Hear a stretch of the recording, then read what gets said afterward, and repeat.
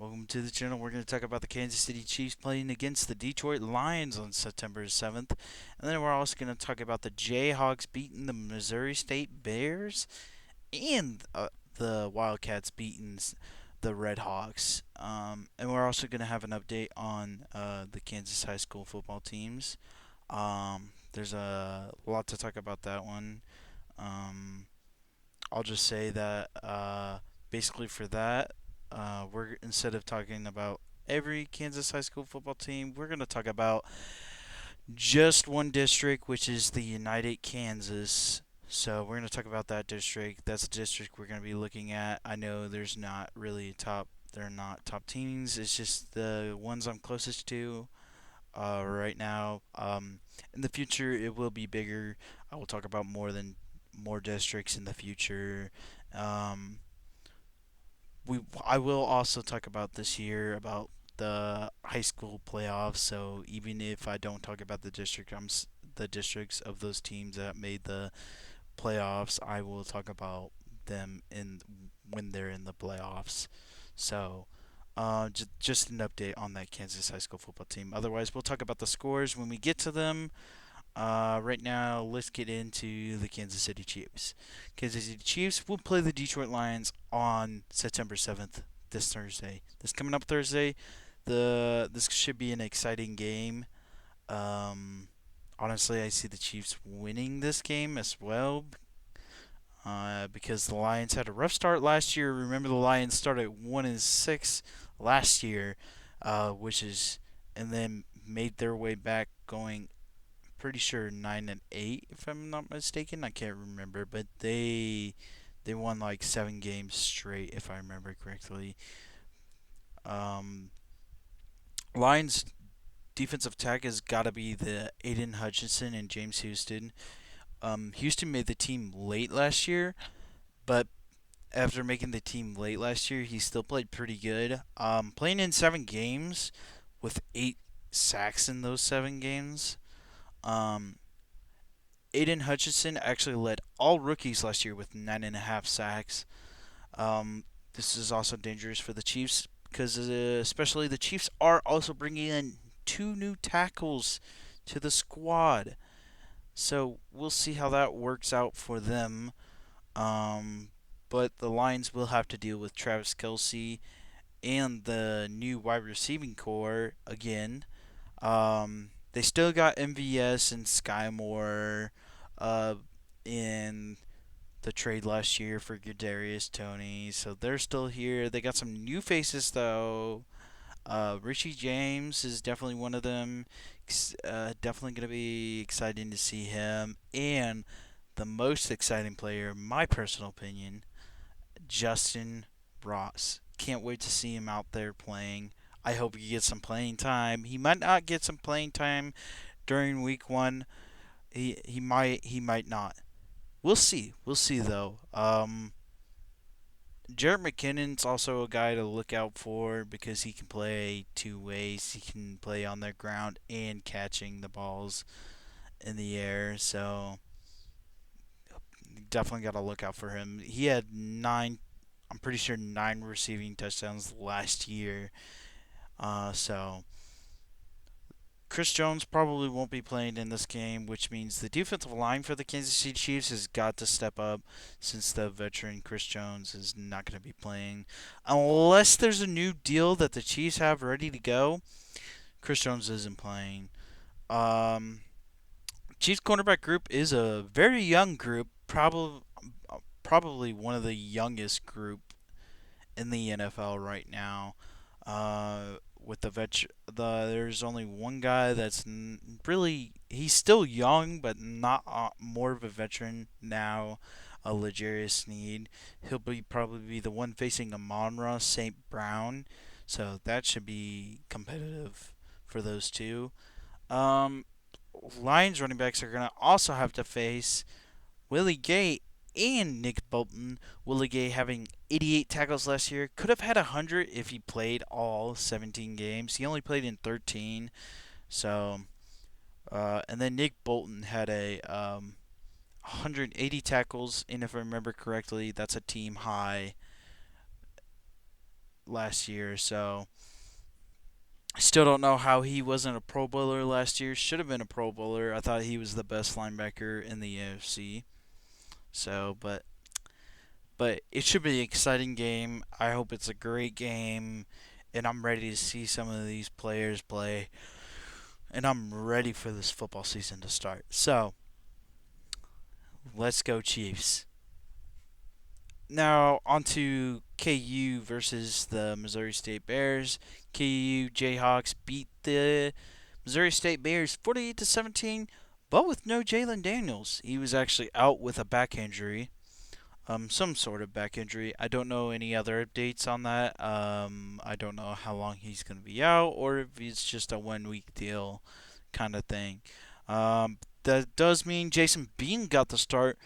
Had a kind of a good start, honestly. He had a good day with a 78.6 completion percentage and for throwing 276 yards in the air and 41 yards on the ground with two passing touchdowns.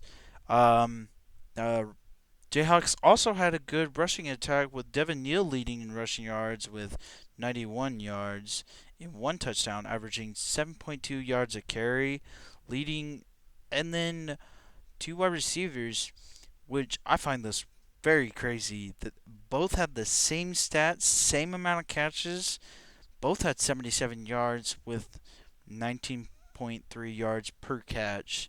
Um, so that's crazy. I've never seen a stat like that before. I don't know if that's ever happened before. So that's a crazy stat right there.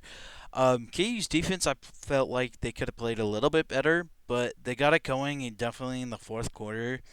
Uh, at least definitely got it going in the fourth for sure. Third quarter, I thought they played pretty good. I thought the first half though was an all right.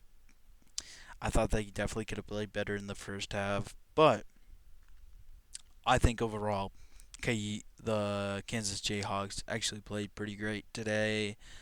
Uh, and had a lot of great plays. They definitely had a lot of great plays.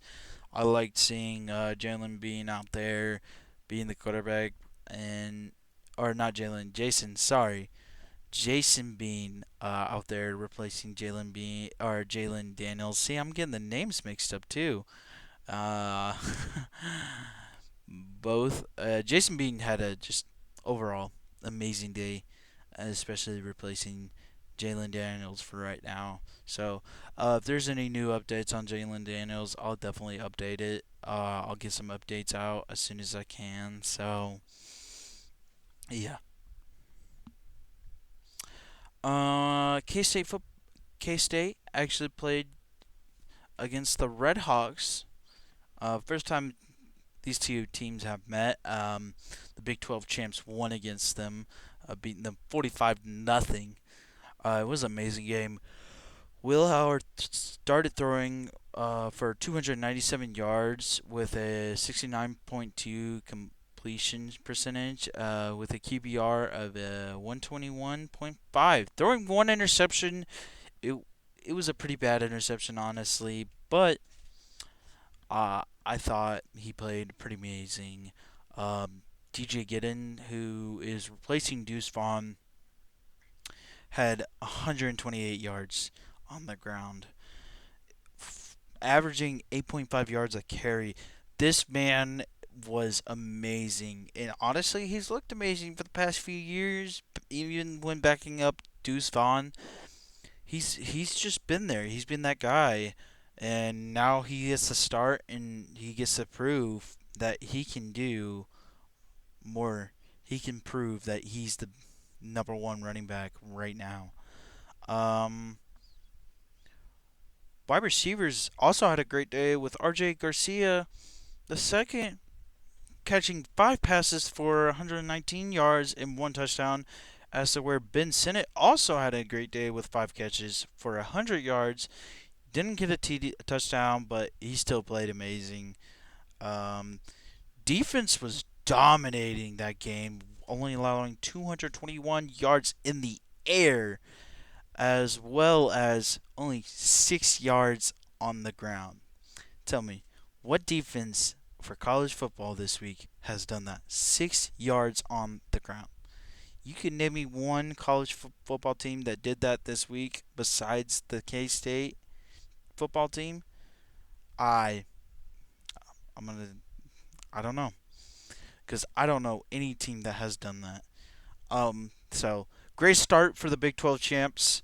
Um, so yeah, great start, amazing start. I thought they played amazing. Defense was out there. Oh my gosh, it was a beautiful game from them.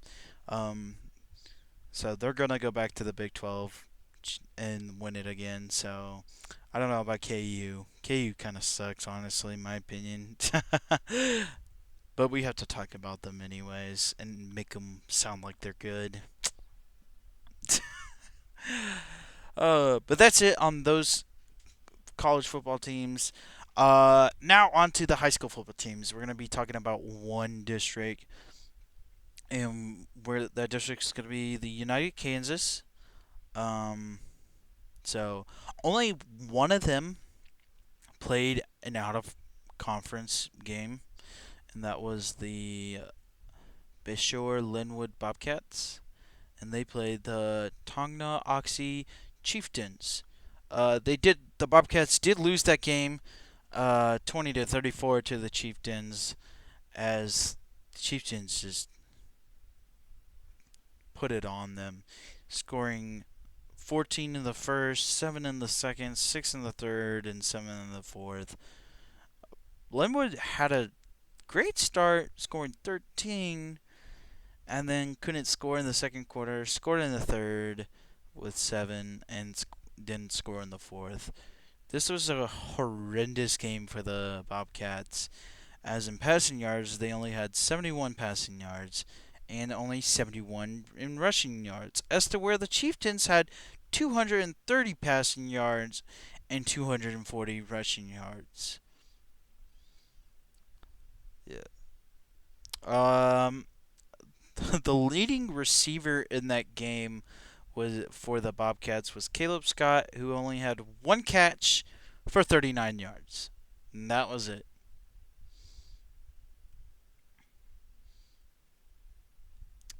Overall, I thought the Chieftains played great this game. They had a great passing game and an amazing rushing game. Colton Burznev, the senior, had 190 rushing yards and just ran away with it. Although had 39 carries though. That's a lot of carries for a running back. So they really trust this guy Colton. They trust him a lot. So, but overall, great game for the Chieftains. Bobcats, horrible game. Next up, we have the Piper Pirates facing off against the Shawnee Heights Thunderbirds. As the Piper Pirates got blown out, absolutely blown out, losing to the Thunderbirds 42 to nothing. They Pirates couldn't score anything, couldn't get anything going anywhere. So I thought, yeah, Thunderbirds did horrible this game, as to where the Thunderbirds played amazing. 328 passing yards. Had three different quarterbacks play that game, obviously, testing their quarterbacks out there. And then had a great ground game as well, with 182 rushing yards, as Alan Bogman led them in rushing yards with 164 yards and 34 carries, averaging 4.8 yards a carry. Um, Receiving, Jaden Moore definitely led the team in receiving yards, having 9 catches with 128 receiving yards, averaging 14.2 yards a catch. Didn't have a touchdown, surprisingly. Uh, which, yeah, for a guy that has 128 yards, I don't know how you don't have a touchdown. But he definitely got that team into the red zone a lot. So overall, great defense too as well. The Thunderbirds had a great defense. They're uh, so I have nothing on the Piper Pirates. They didn't post any stats. Um, so yeah, I'm sure they're pretty upset. Moving on to the next game though, as Lansing Lions played against DeSoto Wildcats, pardon me. Losing to the Lions losing to the Wildcats 21-42. Looks like most of these high school teams are winning at home. So, Lions having 300 in total, 371 passing yards, as to where the DeSoto Wildcats only had 137 passing yards. Um, Although the Lansing line, Jorgensen, had two touchdowns, also threw two interceptions though. Had a QB rating of 78.6. So he with only he just he threw 346 yards, but had a 45.5 completion percentage. Um, so it just sounds like he didn't get the passing game going at all, like he wanted it to, as to where the passing game for the Wildcats went okay, but they didn't really pass it that much. Only throwing for 137 yards. Carson Miller, uh, with an 83.3% completion percentage, but only having 6 attempts to throw the ball. It had two touchdowns though, zero interceptions, and having a QB rating of 163.2. Rushing tech was actually was the big thing for the Wildcats, as they ran for 308 yards, as Hutchinson, the senior, led that team in rushing yards with 117. Carson Miller also played pretty good that game, along with Jaden Lang. Uh, Carson Miller having 85 rushing yards that game, and Jaden Lang with 64.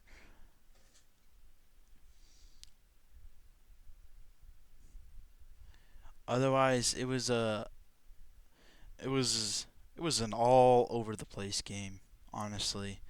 Um, I'll let you know more stats on this game later, because there's a lot to go about this game.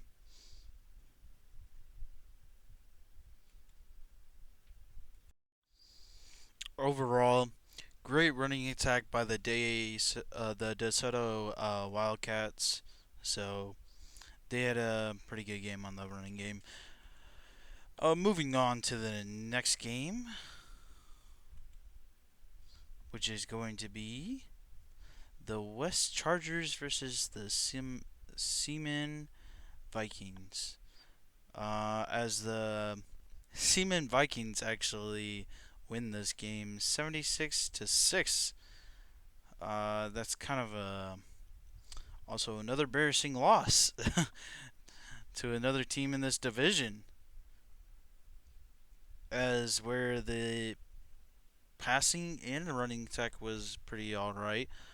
215 yards for the passing game, and then 166 yards on the ground for the team, as Jack Bloom, the senior, leads that with 101 yards, with 8.4 yards a carry, with one touchdown, or actually two touchdowns that game. He had two touchdowns that game. Um, uh, so yeah. Otherwise, it was a pretty good game for the Vikings. Oh, we'll have to see how they do next game. Yeah, that was just a shocking score from the West Chargers. And they usually are a little bit better than that. Um, Moving on though, as the Leavenworth Pioneers play the Turner Golden Bears, beating the Leavenworth Pioneers, winning that game 46-6, dominating especially in the first quarters. Um, the highlights on that is actually up on the. If you want to go see the highlights on that, go look up Kansas high school football team. Um, there's not really much I could tell you about that game except for the uh, except for the Pioneers just kind of just blew the Golden Bears out.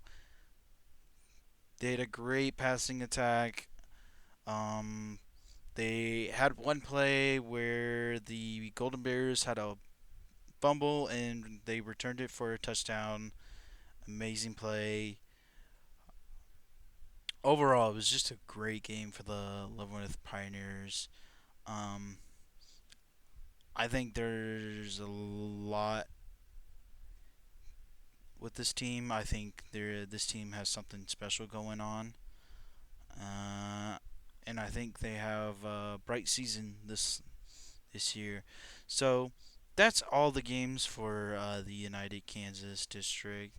Only one of them playing an out of conference game. Um, so we're gonna be looking at the standings here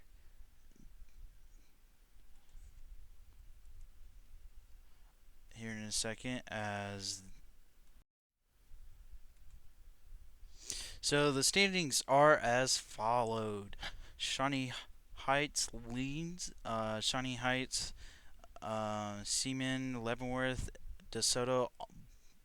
Those four teams are still undefeated, winning their games.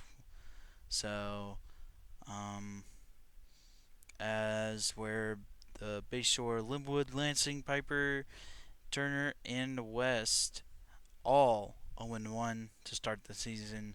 So that's it for the Kansas high school football teams. I'm looking forward to see some of these teams. Like I am this week going to be going to see Pioneers.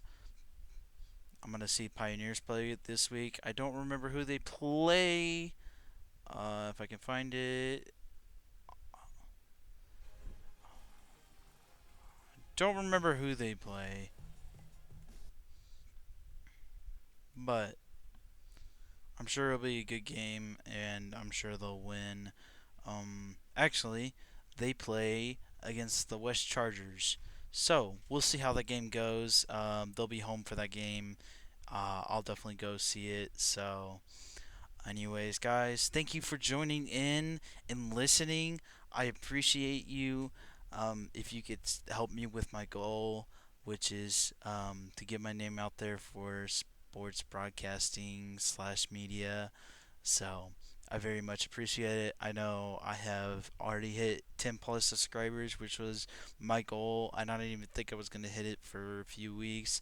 So my new goal is definitely going to be 20.